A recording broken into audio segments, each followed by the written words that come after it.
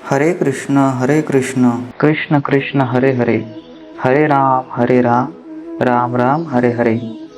नमस्कार श्रोते हो. आजपासून आपल्याला श्रीमद भागवत कथेचं जे कथामृत आहे ते श्रवण करायचं आहे. मी या व्हिडिओच्या सिरीजमध्ये या भागवतामध्ये क्रमशः येणारे जे अध्याय आणि स्कंद आहे त्यानुसार मी तुम्हाला या ठिकाणी भागवत कथा या ठिकाणी सांगणार आहे. श्रीमद भागवत कथेची जी प्रस्तावना आहे, या प्रस्तावनेमध्ये बऱ्याच जणांच्या मनामध्ये जो शंका असते, जो प्रश्न असतो, तोच प्रश्न या ठिकाणी आपल्याला भगवंताने उपस्थित केला आहे. भगवंत नक्की हे जे आहे हे नेमके कोण आहेत? दुसरी गोष्ट, भागवत नक्की कोणी सांगितले हा प्रश्न बऱ्याच जणांच्या मनामध्ये हा येत असतो. कारण भागवताच्या पहिल्या स्कंदात पहिल्या 5 श्लोकानंतर ऋषिरोवाच असं म्हटलेलं आहे, म्हणजे ऋषी म्हणाले असं देखील म्हटले.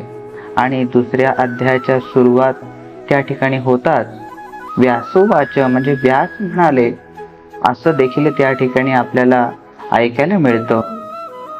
म्हणजे नेमकं सूत म्हणाले की व्यास म्हणाले, आणि शुकमुनी कोण आहे हा सर्व प्रश्न तुमचा त्या ठिकाणी या उत्तराचं निरसन होईल.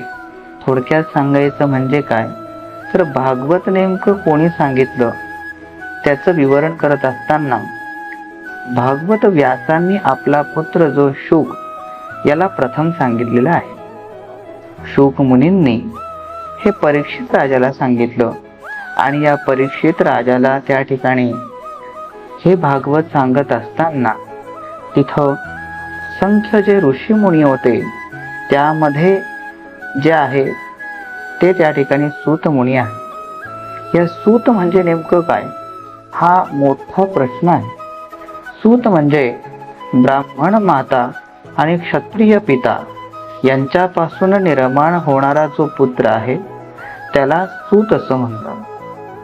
आणि हे जे सूत आहे हे ऋषी आहेत, जे तपश्चर्या करणारे आहेत आणि अनेक ग्रंथांचं समूल वाचन त्यांनी त्या ठिकाणी केलेलं आहे. संग असा आहे की या शुक मुनींनी परीक्षित राजाला जी भागवत कथा ऐकवलेली आहे ती कथा ही क्रमशः ऐकवलेली नाही. ज्या ज्या पद्धतीने त्यांना सर्व काही श्लोक किंवा काही कथा आठवत गेल्या त्या पद्धतीने ते त्या ठिकाणी कथांचं किंवा त्या जे चरित्र आहे त्या चरित्रांचं विवरण त्या ठिकाणी त्यांनी केलेलं आहे. आणि हा जो काही काळ आहे ज्या ठिकाणी भागवत कथा सांगितली गेली आणि ज्या भागवत कथेचं विवरण या शुक मुनींनी केलं, ही दीर्घकाळ चालणारी जो ज्ञान यज्ञ आहे तो त्या ठिकाणी चाललेला आहे. आणि या विनंतीला ज्या परीक्षित राजाने सूत मुनी आणि त्या ठिकाणी बसलेले जे शुक मुनी आहे या शुक मुनींना जी विनंती केली आहे की माझ्या जीवनाचं कल्याण व्हावं आणि 7 दिवसामध्ये मला जो सर्पदंश होणार आहे या सर्पदंशाचं किंवा माझ्या मृत्यूवर मला यश प्राप्त करण्यासाठी, मला मोक्ष मिळवण्यासाठी अशी मी नेमकी कोणती क्रिया केली पाहिजे हे सविस्तर मला सांगा, किंवा त्या पद्धतीने जर काही उपाय असेल तो उपाय तुम्ही त्या ठिकाणी करा. त्यावेळेस शुक मुनी म्हणताय अगदी सुंदर विवर्चनामध्ये, शापवाणी हे तव प्रारब्ध उपाय आहे परी उपलब्ध, सद्ग्रंथाच्या श्रवणीये सिद्ध होई राजा तू. अशी राजाला प्रार्थना करताय, अरे परीक्षित राजा, तुला जो शाप मिळालाय या शापावर एक उत्तर आहे. आणि हे उत्तर नेमकं काय आहे? जी भागवत कथा आहे, जे सिद्ध ग्रंथ आहे नव्हे तर त्या ठिकाणी स्वयं कृष्ण म्हणजे भगवंत विष्णूच त्या ठिकाणी विराजमान आहे या ग्रंथामध्ये. आणि अशा ग्रंथाचं श्रवण जर तू केलं तर त्या ठिकाणी तुला मोक्ष प्राप्ती होणार आहे. अशी ज्या वेळेस शुक मुनींनी परीक्षित राजाला सांगितलं, त्यावेळेस परीक्षित राजा हा तत्पर झाला आणि ही कथा श्रवण करावी, हे भागवत श्रवण करावं, हे त्या ठिकाणी त्यांनी सिद्ध केलं की ज्या वेळेस मनुष्याला अनेक प्रकारच्या अडचणी किंवा अनेक प्रकारचे दुःख प्राप्त होतात, या दुःखाला सामोरे जाण्यासाठी सुद्धा जी शक्ती प्राप्त लागते ती सुद्धा आपल्या पुराणांमध्ये आणि आपल्या इतिहासामध्ये, आपल्या ग्रंथांमध्ये दिली गेलेली आहे. आणि असे ग्रंथ जे आपल्याला खऱ्या उद्देशाने आपल्या मनाची उमेद वाढवत असतात आणि आपल्या जीवनाचं कल्याण करत असतात, नेहमी आपल्याला एक सकारात्मक ठेवत असतात, त्यापैकी हा एक ग्रंथ म्हणजेच भागवत ग्रंथ आहे. आणि असा हा भागवत ग्रंथ, याला प्रार्थना करावी, कृष्णाला वंदन करावं. वसुदेव सुतं देवं कंसचाणूरमर्दनं देवकी परमानंदं कृष्णं वंदे जगद्गुरु. हा जगताचा जो गुरु आहे कृष्ण, या कृष्णाला मी वंदन करतो. आणि या भागवत कथेला सुरुवात करण्या अगोदर जो गणेश आहे, या गणेशाचं सुद्धा देखील मी या ठिकाणी वंदन करतो आहे. ज्या वंदनाने जो एकदंताय विद्महे वक्रतुंडाय धीमहि तन्नो दन्ती प्रचोदयात, अशी प्रार्थना ऐकल्यानंतर, अशी गणपतीची गायत्री ऐकल्यानंतर साक्षात गणपती देखील त्या ठिकाणी आपल्याला या ठिकाणी गणपती भागवताचं कथन श्रवण करण्यासाठी येत असतो.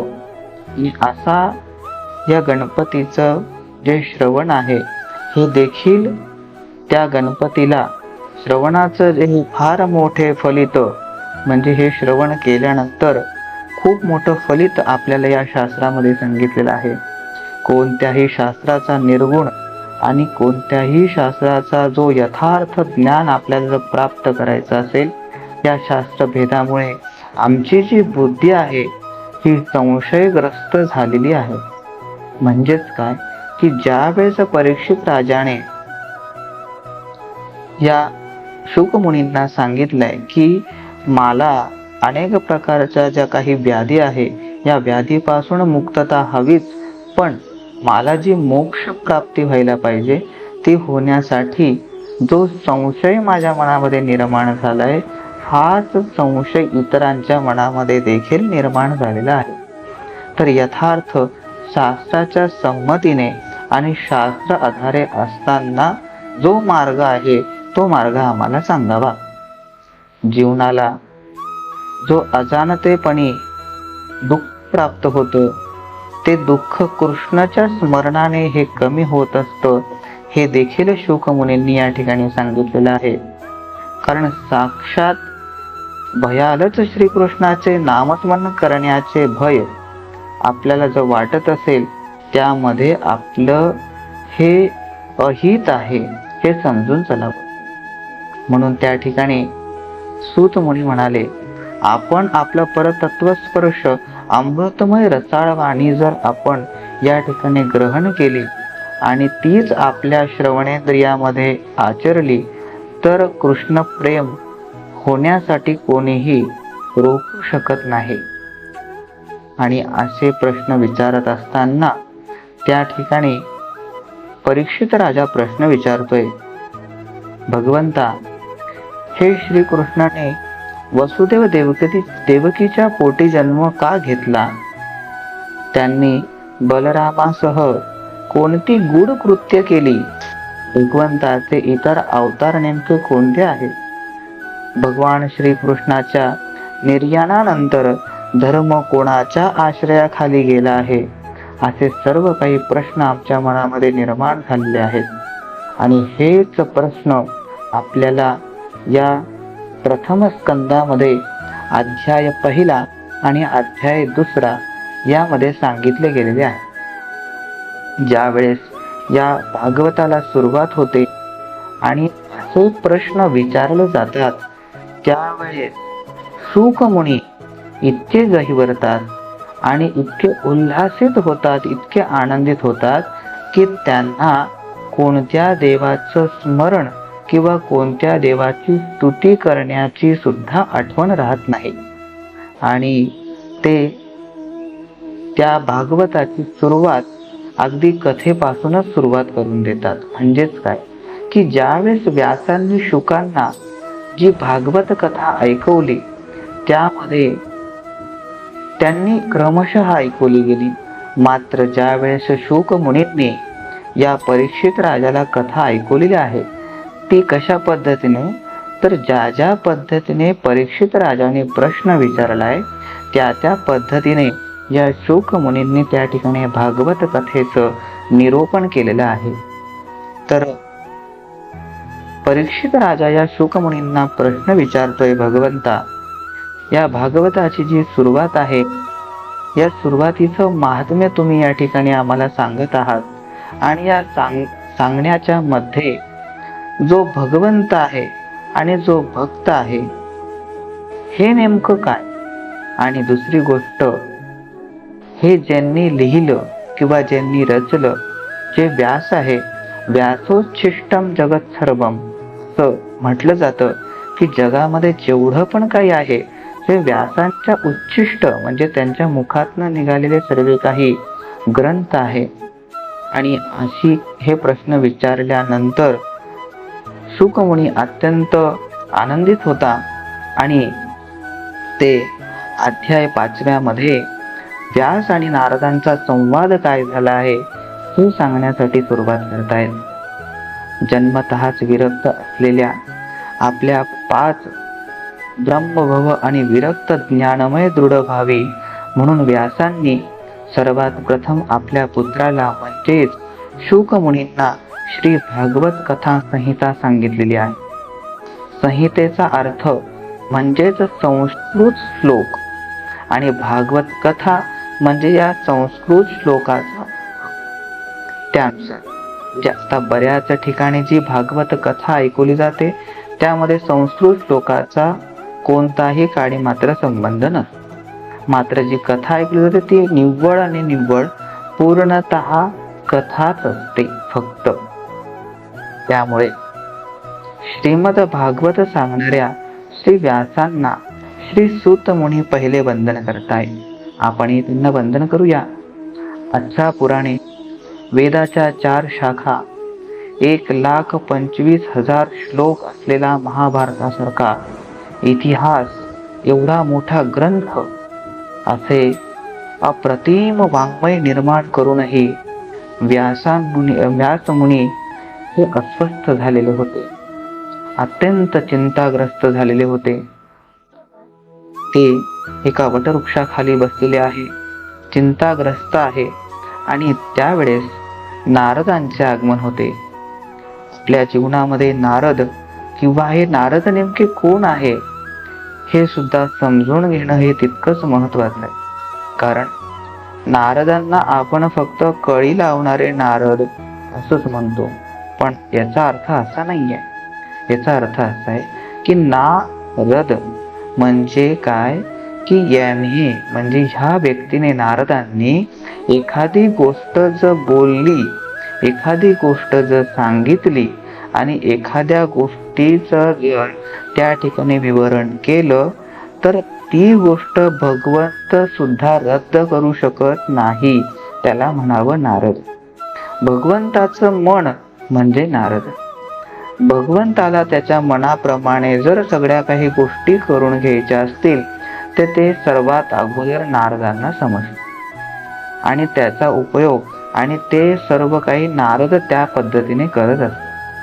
आणि सगळ्यात महत्वाची गोष्ट म्हणजेच नारद सूर आणि असुर दोघं ठिकाणी मान प्राप्त करणारे आहे. म्हणजेच काय की जर भगवंताला देव आणि दानव, राक्षस आणि देव या सर्व जगामध्ये त्यांच्या मनासारखं घडवून आणायचं असेल तर ते नारदांमार्फत घडवून आणतात. ते चांगलं असू द्या किंवा वाईट असू द्या. मग जर भगवंताला जर त्याच्या मनाप्रमाणे घडवायचं आहे तर व्यासांकडनं सुद्धा या भागवताचं इथं विवरण करावं किंवा रचयिता त्यांनी व्हावं ही देखील भगवंताचीच इच्छा आहे, म्हणून नारद त्या ठिकाणी आले.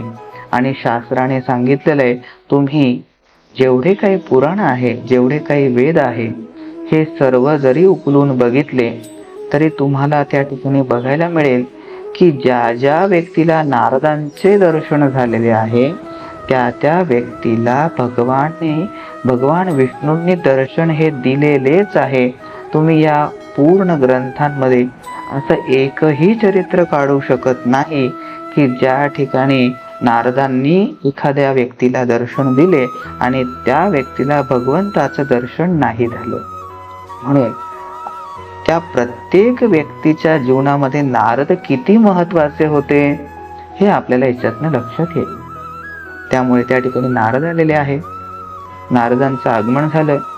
नारायण नारायण नाम गात करीत त्या ठिकाणी नारद आले. नारद मुनींनी व्यासांना त्यांच्या अस्वस्थतेविषयी कारण विचारले. तेव्हा व्यासांनी प्रामाणिकपणे कोणताही मनामध्ये किंतु परंतु न ठेवता सर्व हकीकत या नारदांना सांगितली आहे. नारदा, मी एवढे पुराण रचलेली आहे. वेद 4 जे आहेत, अथर्ववेद, सामवेद, यजुर्वेद आणि ऋग्वेद, हे 4 वेद जे आहे ते देखील मी त्याचं त्या ठिकाणी विवरण केलेलं आहे. महाभारतासारखा एवढा मोठा ऐतिहासिक ग्रंथ तो त्या ठिकाणी मी रचला. पण जी मनाला समाधानी किंवा जी मनाला समाधान प्राप्त झालं पाहिजे ते प्राप्त झालेलं नाही. माझं मन व्याकुळ होतं. काहीतरी राहिलंय, काहीतरी उरलंय, काहीतरी शेष आहे, काहीतरी बाकी आहे, हे नेहमी माझं मन हे सांगत असतं. त्यावेळेस नारदांनी हे ऐकलंय आणि नारद स्मित हास्य करू लागले.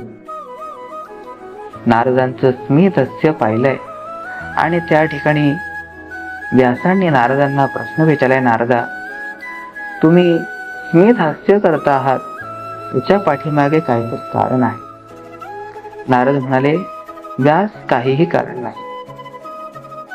पण व्यास म्हणाले, कोणताही सज्जन व्यक्ती, कोणताही भक्त हा विनाकारण हसत नाही, त्याच्या पाठीमागे काहीतरी कारण असतं.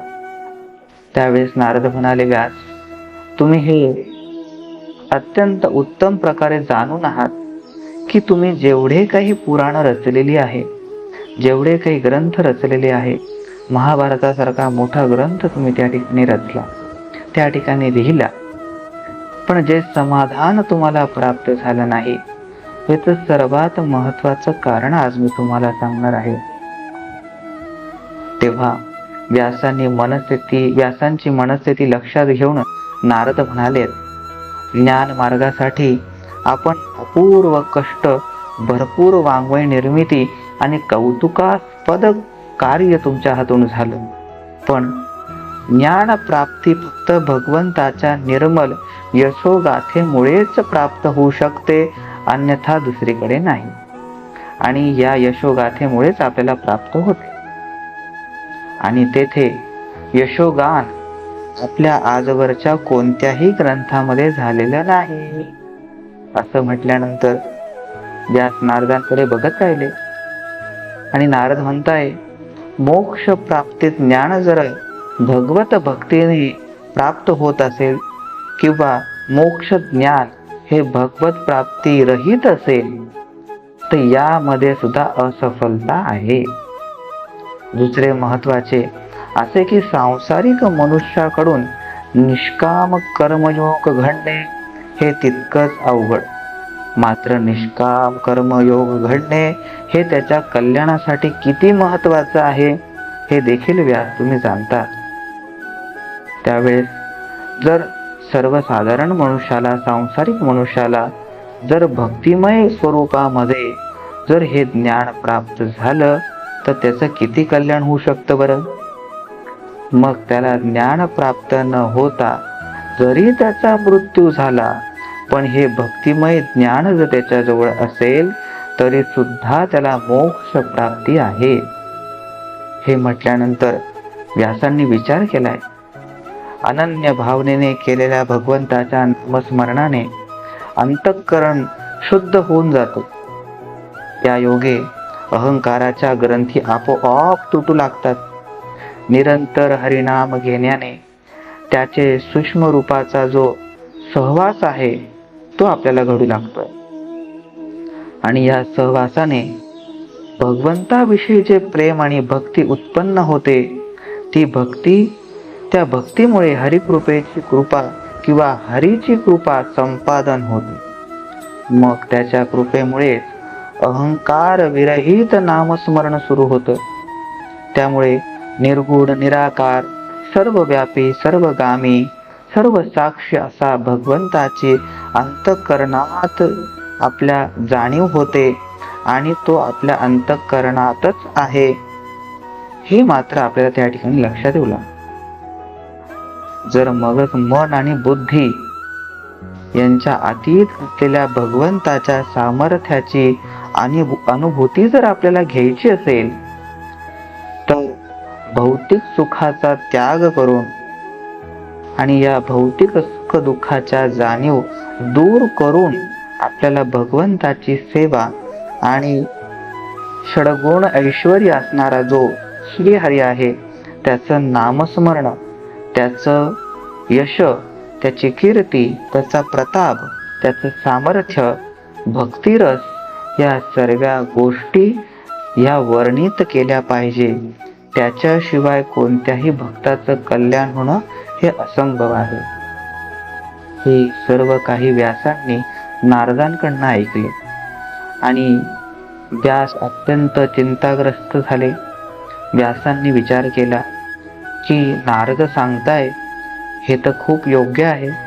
माझ्याकडनं एवढ्या ग्रंथाची निर्मिती झाली, पण कौतुकास्पद म्हणजेच भक्तांकडनं कौतुक व्हावं असा एकही ग्रंथ माझ्या हातून निर्मित झालेला नाही.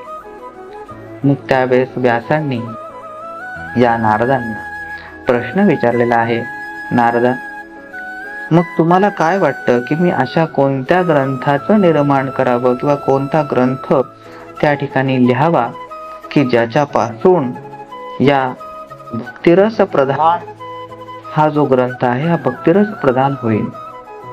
त्यावेळेस नारदांनी या व्यासांना सांगितलेलं आहे की तुम्ही भागवत हा जो ग्रंथ आहे या ग्रंथाची निर्मिती करा, हा ग्रंथ लिहा. असं म्हटल्यानंतर भागवत हा शब्द ऐकला आणि व्यासांचं हृदय अत्यंत गदगद झालं. या व्यासांनी विचार केला, भगवंता, नारदांकडनं मला हे सर्व कळालं किंवा यांच्या मार्गाने माझ्या मनामध्ये ह्या गोष्टी आता आल्या. यामध्ये मी माझं सर्व कार्य 18-17 पुराण वेदांचा सगळा अध्ययन आणि जेवढं महाभारतामध्ये कष्ट केलेले आहे या श्लोक रचण्यामध्ये सर्व अप्रतिम कष्ट आणि भक्तिभय स्वरूपामध्ये मी ह्या भागवताची निर्मिती या ठिकाणी करणार आहे. हे जेव्हा नारदांना समजलं, नारद अत्यंत आनंदी झाले आणि व्यासांना म्हणू लागले की व्यास महर्षी, मी तुम्हाला एक श्लोकी भागवत या ठिकाणी सांगणार आहे आणि त्या एक श्लोकातनं असंख्य श्लोक निर्माण करून तुम्ही या भागवताची निर्मिती करा. भागवत म्हणजे काय हा मोठा प्रश्न सर्व समाजाला, सर्वसाधारण मनुष्याला, संसारी जीवनामध्ये असणाऱ्या मनुष्याला पडतो. भागवत म्हणजे भगवंताचं मन, साक्षात भगवंत ज्या वेळेस कृष्ण अंतर्धान पावले आणि उद्धवांशी संवाद साधत असताना या उद्धवाला या कृष्णाने सांगितलेलं आहे की मी माझे जी प्राणज्योती आहे ती प्राणज्योती मी एका ग्रंथामध्ये या ठिकाणी निहित करीत आहे, इथं ठेवत आहे आणि तोच ग्रंथ म्हणजे भागवत ग्रंथ सांगितलेला आहे. भागवत हा नुसता ग्रंथ नाहीये, भागवत ह्या नुसता कथा नाहीयेत, भागवत हे नुसते चरित्र नाहीयेत, यामध्ये साक्षात गोपाल कृष्ण वसतात आणि या भागवतामध्ये अनेक स्कंद आहे. या स्कंदांमध्ये जो दशम स्कंद सांगितलाय हे भगवंताचं हृदय आहे आणि या दशमस्कंदामध्ये सर्व काही गोपालकृष्णाच्या बाललीला या ठिकाणी सांगितल्या गेलेल्या आहेत.